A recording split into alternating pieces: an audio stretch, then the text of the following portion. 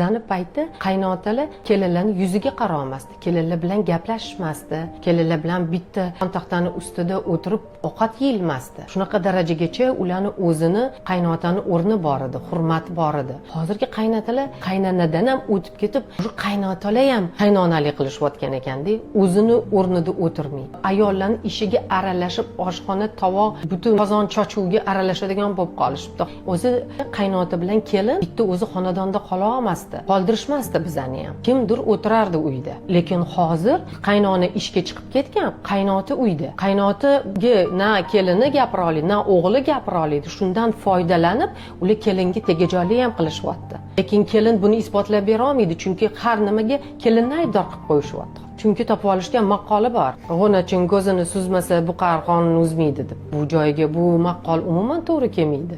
Hozir qaynotalar juda ham bemaza bo'lib ketgan. Agar xotini borib eriga aytsa, adamladek nima qilay, nima hadeb gapirasan, nima deb gapiray deydi.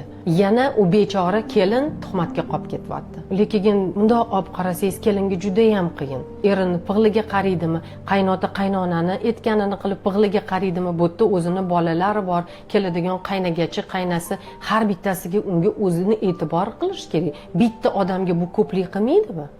Man degani hamchi portillab ketadi. To'g'ri, bir xil kelinlar o'zini berib qo'ymaydi hozir, xafa qildirib qo'ymaydigan kelinlarimiz ham bor. Nimaga? Chunki shu sharoit shuniga olib keltirib qo'yapti. Shuning uchun ularning tili chiqib qolgan. U qanaqadir kurashish kerak-ku.